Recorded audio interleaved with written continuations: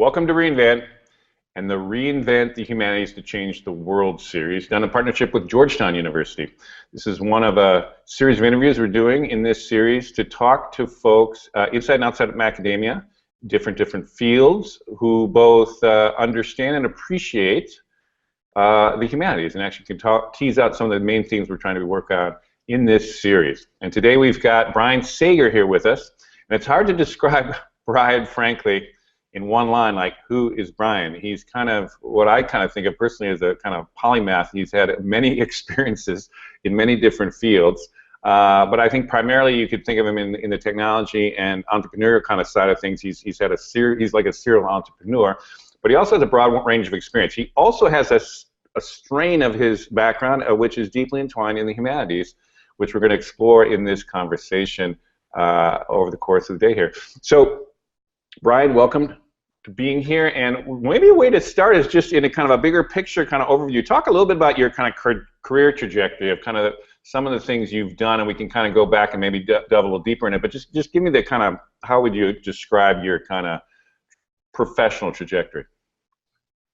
Thank you. I appreciate being here, and that's a great question. I would say I have a 10-year path for any particular area in which my career might be focused. After about 10 years, I switch intentionally to keep myself fresh and learn new things. So I began my career in biochemistry and biophysics. I have a PhD from Stanford in that area, and so I was a research scientist doing cellular developmental biology, biochemistry, genetics work, so very much the hard sciences. But even at Stanford, I was also working very closely with the computer music department and taking classes in music, as I've done pretty much my whole life. So I started playing piano when I was 3 and have taken lessons throughout as well in a variety of instruments and different methodologies and so forth. So at Stanford, it was a natural connection to continue those.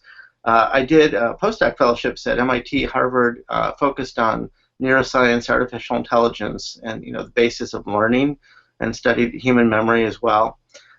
Went on to become a management consultant for the biotech industry, did that work for several years, worked primarily doing a combination of research and development portfolio analysis, in other words, what was working and what wasn't working technologically, as well as eventually valuation work, how much is a particular project worth, a particular company, and strategic consulting around that, how to best leverage the assets in the company in a competitive environment.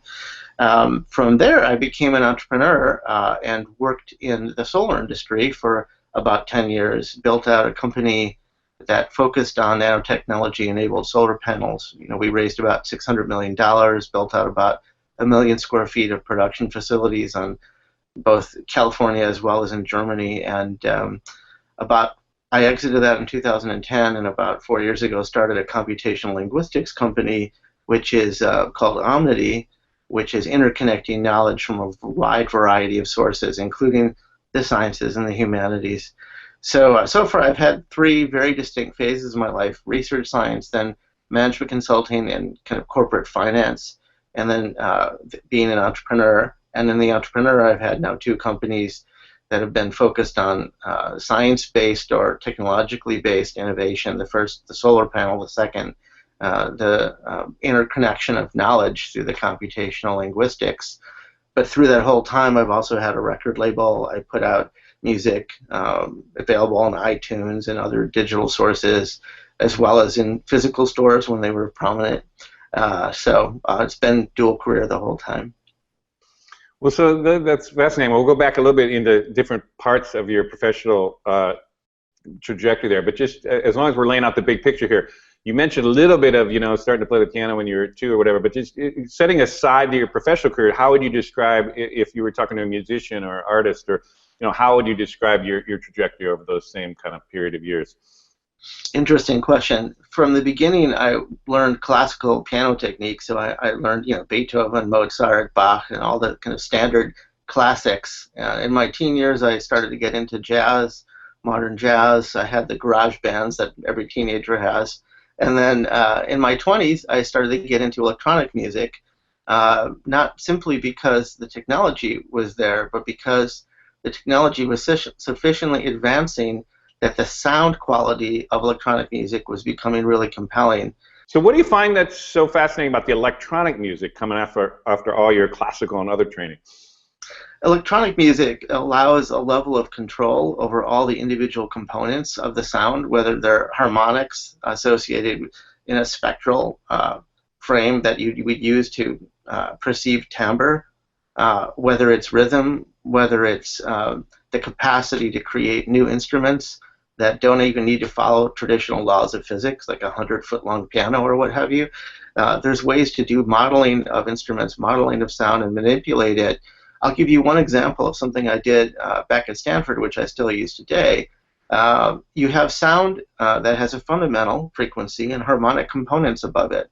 So one of the things I did was to rotate those harmonics in space and separate them so that what in psychophysics is called chunking no longer happened. In other words, the sound went from the full violin to individual sine waves that were the harmonics, and then I would play moving them back and forward.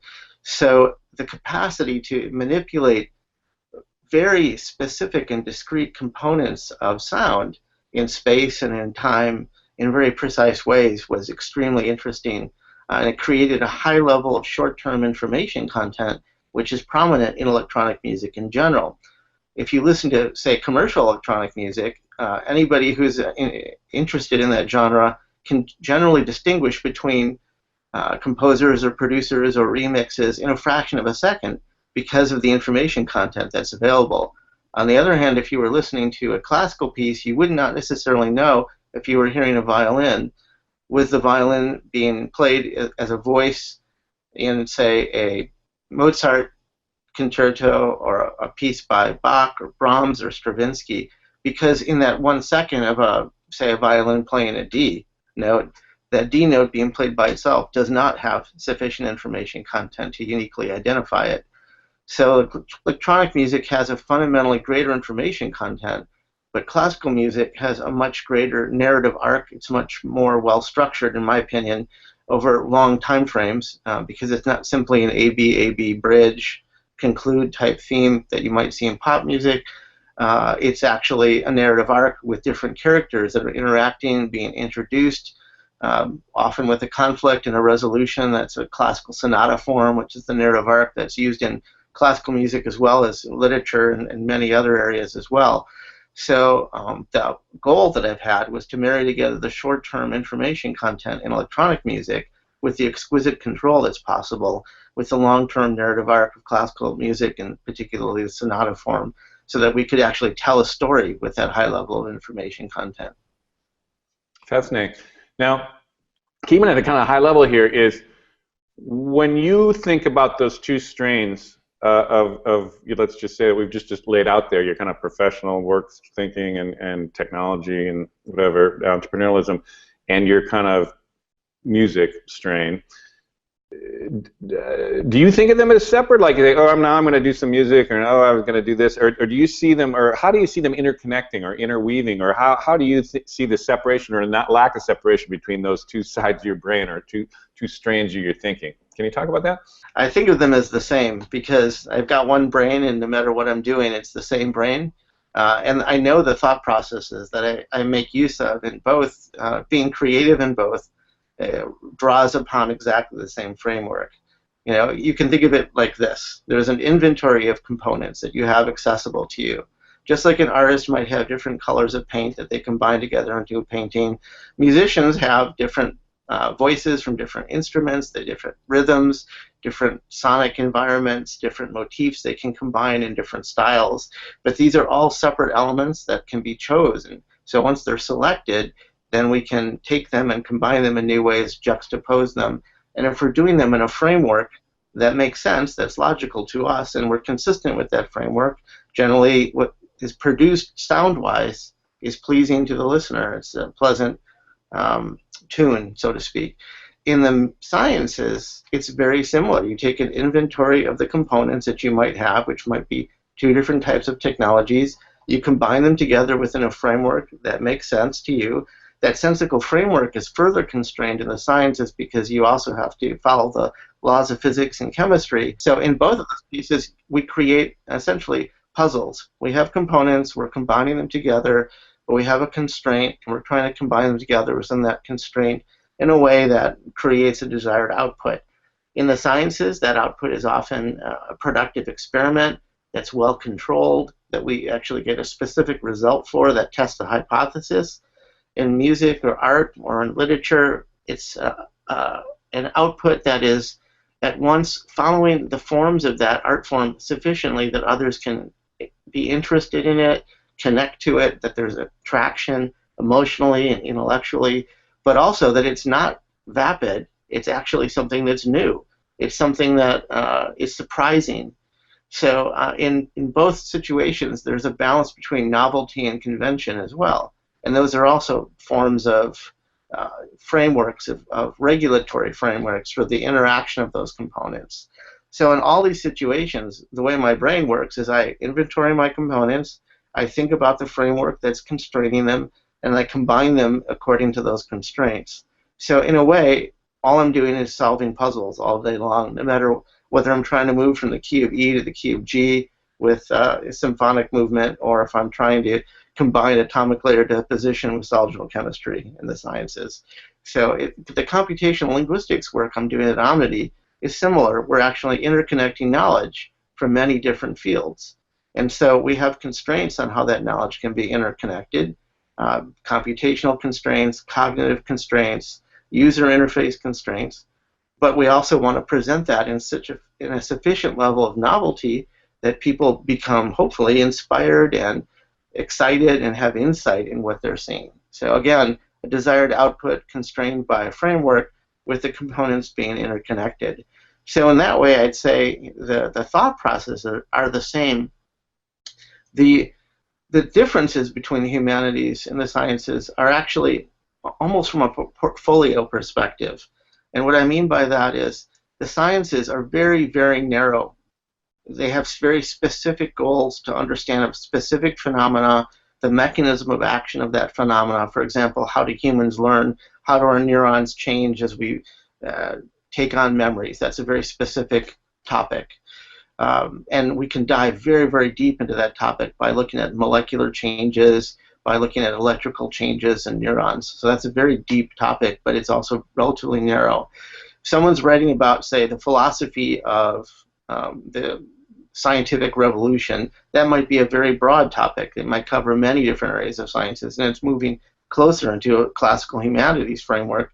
If we have a topic about the history of the world, say big history over the past million years, that's a very broad topic, but it's not very deep.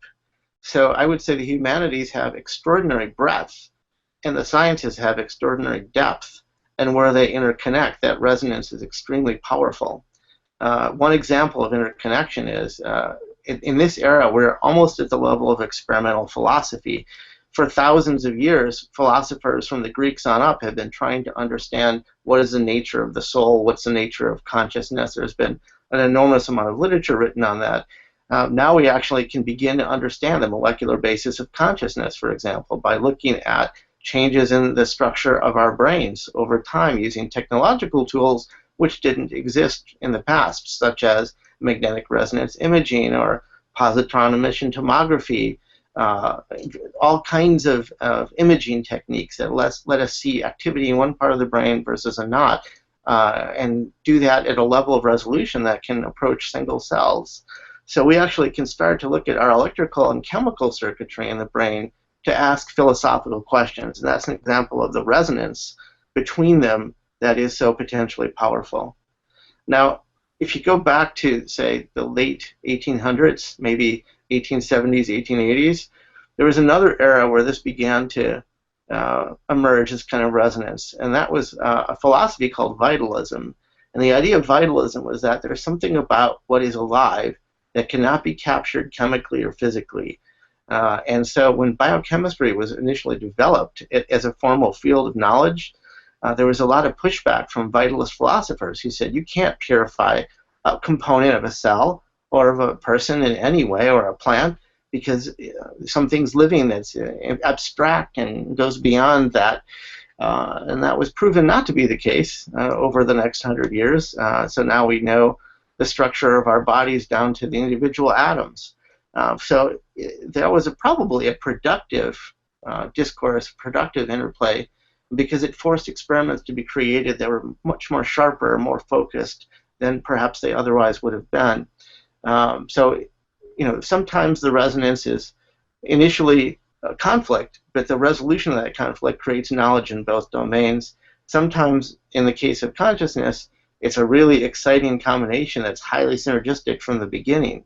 But in all these cases, it's still human beings solving puzzles within constraint frameworks and juxtaposing new ideas that are sufficiently new to be worth doing, but not so new that they're inconceivable or incomprehensible. And that balance is true throughout the humanities and the sciences. So this fantastic little riff here about the relationship of these two. Now, how much do you think the way you think and your background and the way you think about the balance between these, or the value of the humanities in that case, is shared by other kind of technologists and entrepreneurs and folks that you know in Silicon Valley?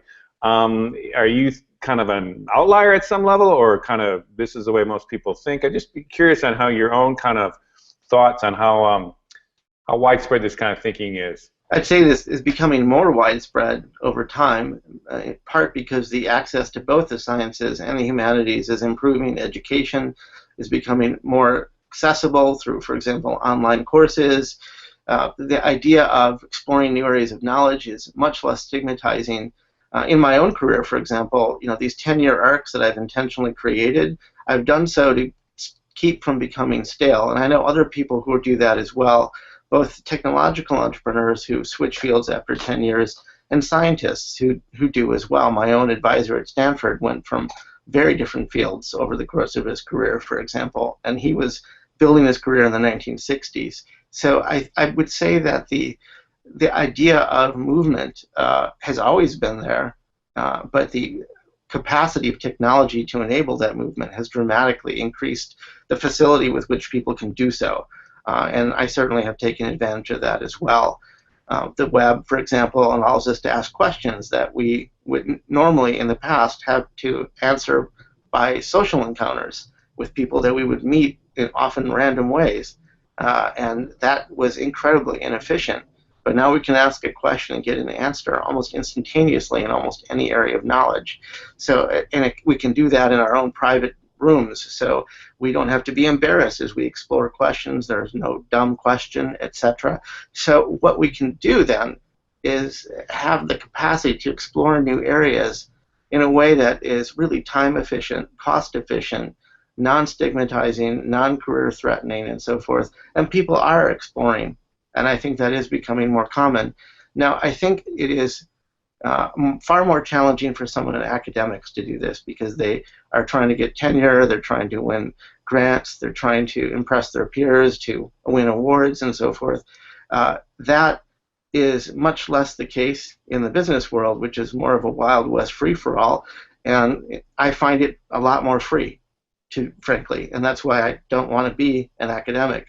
I absolutely respect academics. I interact with them every single day.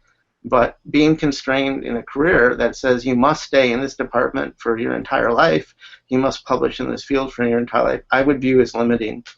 Where the academic world is thriving and where there's an extreme advantage in being an academic is the interface between different departments. So people who are willing to cross their own boundaries and transcend these knowledge domains, I think are the folks that are creating incredible progress. And so, for example, that is a cultural effect. Different universities enable that to different levels, and I'm not going to name names here, but some are much more suited towards interfacial or cross-disciplinary knowledge, and others less so. And I think the ones that are willing to do support that, often through interdisciplinary centers that are created between areas and draw in faculty from other areas, do enable this kind of transitional work. And I think it's really important. If I were to make a comment on this, I'd say that academic grants should be available that allow transitions between fields, where the expectation is not that you will do just what you've been doing for the past N number of years, but that it's actually encouraged to explore new areas and to actually take risks. The great thing about the entrepreneurial world is that we're all risk takers by definition, because if we weren't willing to take a risk, we wouldn't be doing it. So everybody's trying to do something new, and they're trying to do it by crossing these knowledge domains. Well, one of the kind of symbols of this, kind of build on what you're saying here, is the Burning Man Festival that various folks around the country, the East Coast particularly, but also other parts of the world, look on as some kind of curious thing that happens in the desert outside of the San Francisco Bay Area here. And yet many tech and tech innovators, entrepreneurs descend on there at the highest levels of them, and I know you're one that has gone frequently. So can you describe to an outside group what is going on there? Because one of the things about it is it's this incredible profusion of humanities at its essence, art and everything going on at the same time. Talk a little bit about your own kind of if you had to analyze that and explain it to someone, what is going on there at that cross section, if you can? Well, as I said about serendipity and chance social encounters, this idea of needing to find the right people at the right time to come up with a new idea or to refine an idea that you've had is a common constraint. And electronic knowledge distribution through the web, that kind of digital revolution, has dramatically facilitated the improvement and relaxed that constraint. But nevertheless, being around other human beings can be very inspiring and very fulfilling in terms of creating these knowledge juxtapositions and finding like-minded souls. And so I think of Burning Man, which I've been to 14 times, as a means of enabling that kind of ferment, that kind of interaction between people. And I've had amazing ideas there that I would not have had otherwise. Many people think of it as a party, and certainly it can be a party. But if it's a party, it's a very painful party to go to. It's extremely hot, dusty, expensive. You can become exhausted, dehydrated, and so forth. So people who are going there purely to party are going to go once and probably never again. People who go there year after year are not going there solely for that. They're going there for something more than that. So I'd say several things happen there. First of all, being thrust out of your life, decontextualized, where you no longer have status, material goods, any kind of social role. It's incredibly refreshing. So from a social perspective, creating a blank slate and beginning anew is a very empowering thing. And then you reflect upon yourself and the people around you in a very different way than you would driving down the freeway in the Bay Area or anywhere else. That's number one. Number two, the fact that there's no money exchange, no marketing, no consumerism. I view all of those as immensely distracting. Being on a media diet, no offense, for a week is a very positive thing too. So having not only a blank slate socially, but then a blank slate in terms of distraction in that way is extremely empowering. The people there generally are highly friendly and open to talking with each other, so there's an instant connectivity, and it creates a form of community. So if you have community in the absence of distraction and in the presence of a lot of high-intensity encounters that happen because people are densely camping together, 60, 70,000 of them, you have the opportunity for a lot of interesting insights to come about, a lot of great conversations, a lot of new ideas. So I'd say that is a key part of what Burning Man really is, at least for me. That's what it is for me. And further, there's a kind of precedent that's set there, both socially and from the perspective of the individual psychology, in the sense that the art that's in the desert, that's out there, it's beautiful, it's very interesting, it's highly interactive, but that's all kind of irrelevant to my point. The fact is that it exists. And that's what's relevant. And what do I mean by that? The idea of creating something out of nothing, whether it's technological or artistic in some fundamental way, requires the suspension of disbelief that it's not worth doing. It requires self-empowerment. It requires a certain level of self-esteem. It requires collaboration with a team of people that are working together for that same goal. So I view all the art pieces in the desert as a museum of self-empowerment.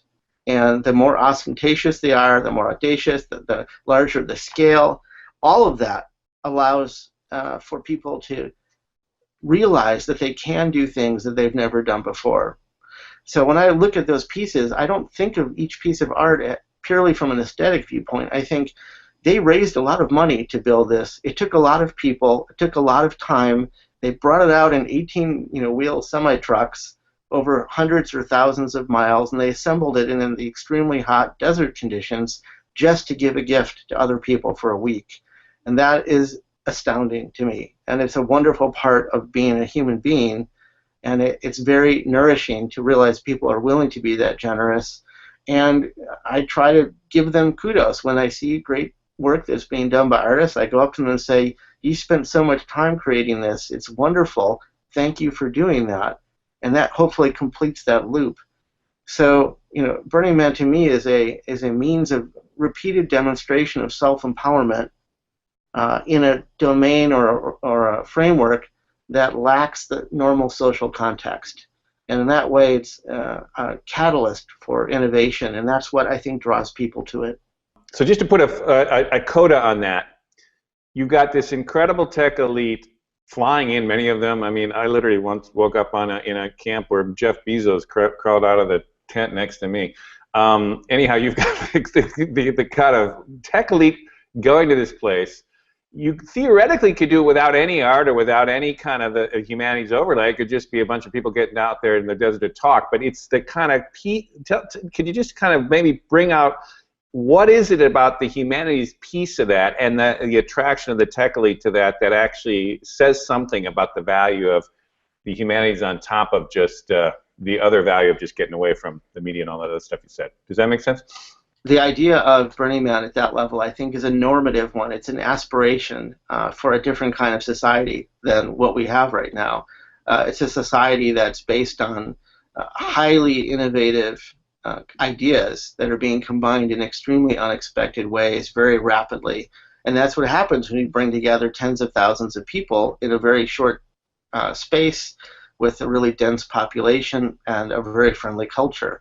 So I think that from the perspective of creativity, it's enabled and people are drawn to that place specifically because the capacity to interact is there, the framework for interaction is there, and the idea of taking risks and crossing domains happens when you talk to somebody in the next tent or the next camp. You can explore. The other thing that happens there, which is quite interesting, is there's a lot of serendipitous encounters that always happen, and people meet each other who become friends for life or become spouses later on or what have you. A lot of really deep, meaningful social interactions occur in that environment as well, and that also is highly appealing to people. But from the perspective of what it's all about or what we're fundamentally doing, we are suspending our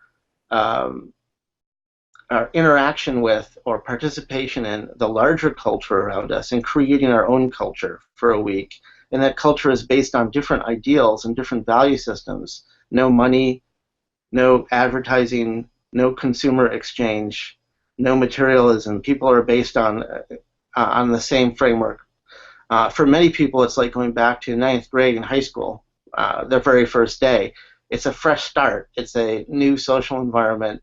And a lot of things can happen in those environments that are very positive. Some people go there and in the lack of all of that kind of anchoring, they collapse.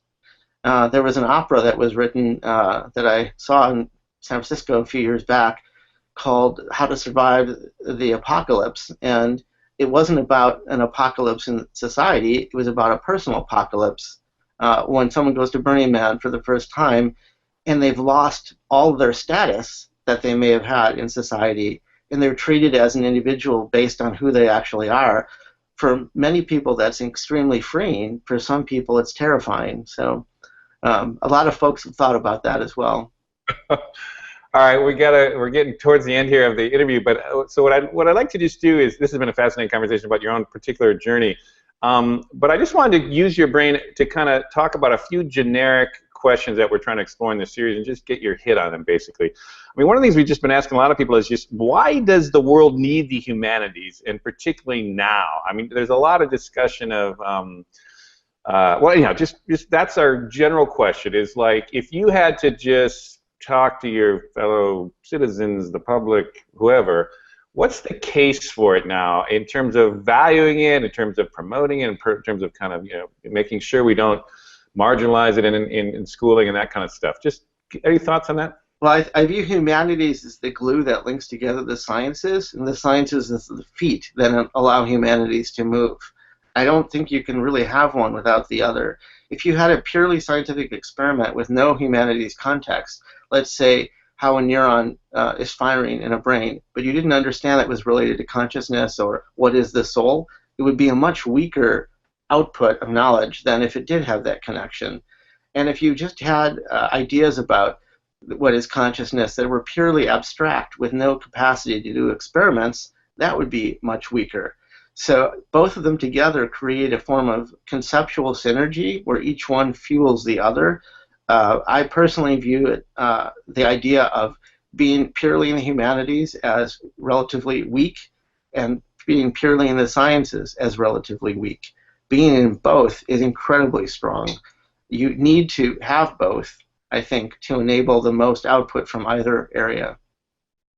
Terrific. Another just variation I just want to ask you is, are there anything that contributions that the humanities are uniquely positioned to contribute, particularly when it comes to solving big challenges in the world today? Particularly, let's just take climate change as one example.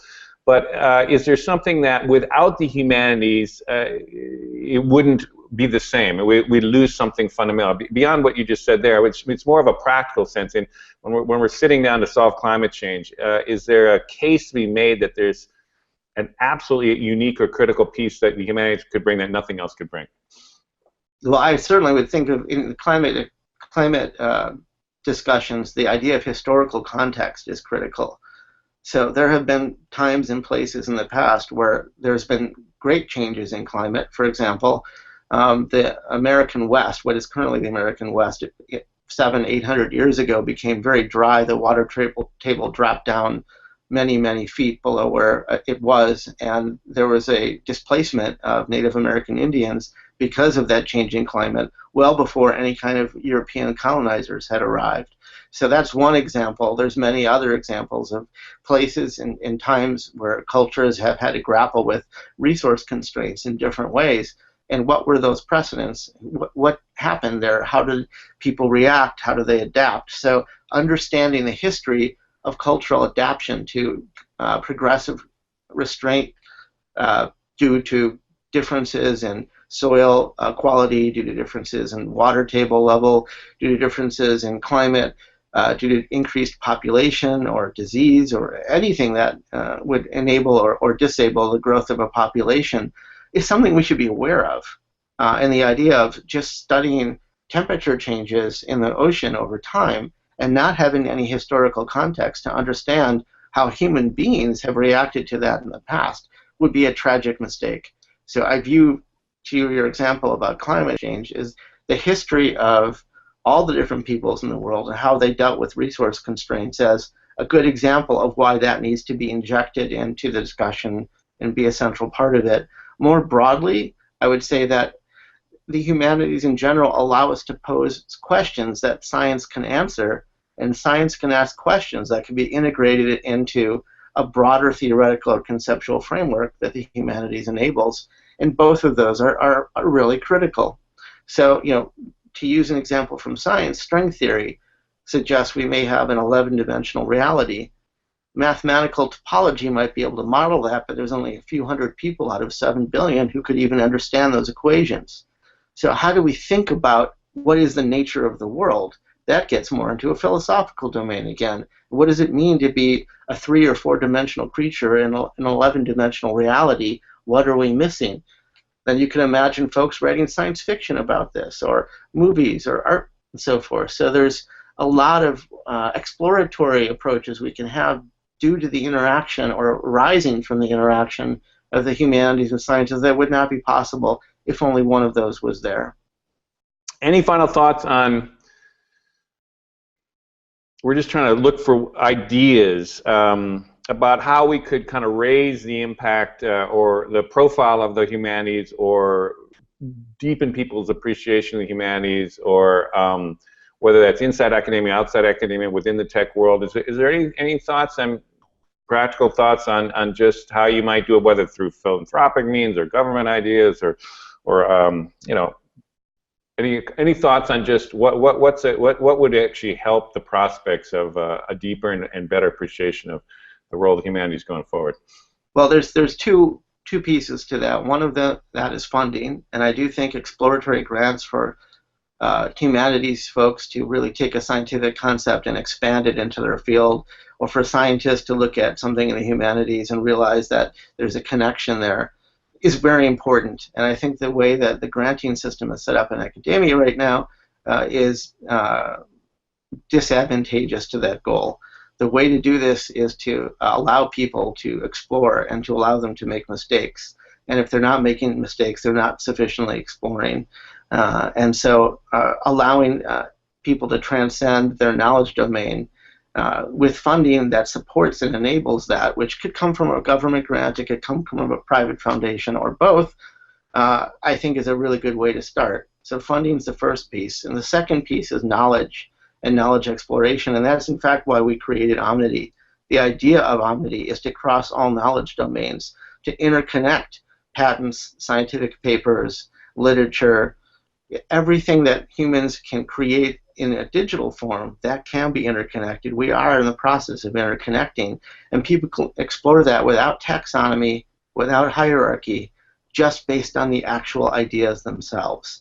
Everything connected is our tagline, because what we're trying to do is interconnect knowledge. What that lets a person do is explore new areas without stigma, without emotional concern about, I'm a physicist, but I'm looking into literature. I don't want my other physicists to know that, because what would they think of me? You can just click and find. So it's that combination of having the knowledge integrated and then having enough funding to actually explore the knowledge that you would like to, I think is a really good start. I also think having an interdisciplinary journal series, not just Leonardo or journals like that, but journals that actually are focused in certain synergistic or highly resonant interfaces, would be extremely helpful. And I'll give one example, again, with consciousness. I remember being at a consciousness conference in Tucson in the early 1990s, and some philosophers were on stage saying there was the easy problem and the hard problem. The easy problem was whatever the neuroscientists could do experimentally, and the hard problem was whatever the philosophers could do. I thought that was an incredibly disruptive and divisive framework. What we should be doing is saying, what kinds of questions can we ask experimentally that actually can reflect on fundamental conceptual aspects of consciousness that philosophers can then expand on, and vice versa. In other words, rather than trying to say, you do your thing, I'll do my thing, and each of us thinks our thing is better than the other, instead say, how could we help each other? What would we actually be doing that would be allowing this? So maybe there's a specific philosophical question that could be asked that could now be experimentally approached. And with that experimental approach, that would create this knowledge synergy that could then be published in this new type of journal. So that's what I would suggest, having a framework for interaction between the sciences and humanities that's not antagonistic, but it's actually synergistic, allowing exploration without stigma, allowing funding, allowing knowledge interconnection, and fueling that ferment in a judgment-free environment. That would be a beautiful place to end, and we may do that, but I will say it's begging for one last question. I know you're about to launch Omnity. It's not a lot you can say, but the way you described it, I think would be hard for someone outside to really understand it. Is there some way, if you had to define Omnity, could you give a little better sense? I mean, the way I would think of it is it's essentially a search. Well, you describe it as best you can for a general audience before your launch, which is coming up here very soon. Sure. So Omnity is a knowledge discovery engine, and the idea is to take disparate forms of knowledge that are not normally read together, thought about together, and combine them not based on the citations they have into one another, for example, links into or out of documents like PageRank works, and not the citations that are in the reference sections of various articles, but actually the ideas in the text of the documents themselves. We interconnect ideas, and we do so irrespective of the source. So if you have a patent that's talking about, say, a form of experimental neuroscience that is focused on understanding, say, learning and memory in the human brain, and you have a philosophical treatise on learning and memory in the human brain, they will be found. They will be interconnected. It doesn't matter if they cite each other, if they reference each other. The idea that they're talking about the same thing based on the words they're using allows their interconnection. So we cross all knowledge domains by using ideas as the universal translator rather than labels. I'd love to keep going on that one and go further, but I know, like you say, it's going to be coming out soon and available to anyone, right? I mean, it's essentially going to be a search tool that anybody could use and actually jump into this cross connection. Yep, Omnity.io. All right, well, thank you, Brian. It's been an awesome conversation, very thought-provoking and stimulating, and it's really been helpful. And your practical ideas are awesome ones that we hope we'll try to build on over the course of the series. Thanks a lot.